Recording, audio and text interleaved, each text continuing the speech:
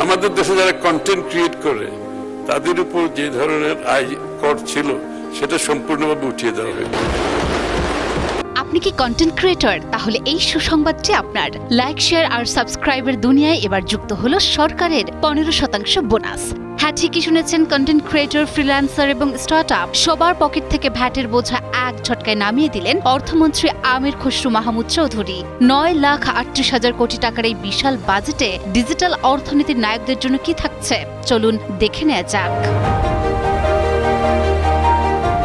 জাতীয় সংসদে 2026-27 অর্থ বছরের জন্য 9,38,000 কোটি টাকার প্রস্তাবিত বাজেট পেশ করেছেন অর্থমন্ত্রী আমির খসরু মাহমুদ চৌধুরী। আর এই বিশাল বাজেটে ডিজিটাল অর্থনীতির কারিগরদের জন্য রয়েছে এক দুর্দান্ত চমক। ডিজিটাল কন্টেন্ট নির্মাতা ও ফ্রিল্যান্সারদের সেবার উপর এতদিন যে 15% ভ্যাট আরোপিত ছিল তা সম্পূর্ণ প্রত্যাহারের প্রস্তাব করা হয়েছে। অর্থাৎ এখন থেকে আপনার মেধা আর সৃজনশীলতা দিয়ে আয়ের পুরো টাকাটাই থাকবে করমুক্ত। 15% ভ্যাটের এই সম্পূর্ণ মওকুফ ফ্রিল্যান্সিং খাতকে দেবে এক নতুন গতি।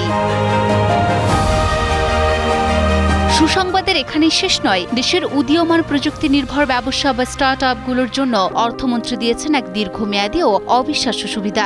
এখন থেকে স্টার্টআপ প্রতিষ্ঠানের স্থানীয় সেবার উপর কোনো 15% ভ্যাট থাকছে না। শুধু তাই নয়, স্টার্টআপগুলোর আমদানি করা বিভিন্ন সেবা এবং তাদের অফিস বা স্থাপনা ভাড়ার উপর থেকেও 15% ভ্যাট সম্পূর্ণ মওকুফের প্রস্তাব করা হয়েছে।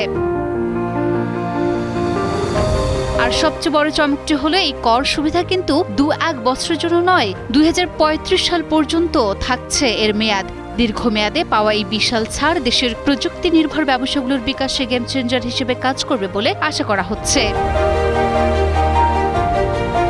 তরুণদের কর্মসংস্থান এবং স্মার্ট অর্থনীতির স্বপ্নকে বাস্তবে রূপ দিতে এই বাজেট যেন এক নতুন দিগন্তের উন্মোচন। বাজেটের এই প্রস্তাবটি চূড়ান্তভাবে পাশ হলে তা দেশের লক্ষাধিক স্বাধীন কন্টেন্ট নির্মাতা ও ফ্রিল্যান্সারদের পেশাগত খরচ অনেক কমিয়ে দেবে এবং তাদের আয় বাড়াতে সরাসরি সাহায্য করবে। ভ্যাটের এই ঐতিহাসিক অব্যাহতি ডিজিটাল অর্থনীতির চাকাকে আরও সচল করবে, এমনটাই প্রত্যাশা সংশ্লিষ্টদের।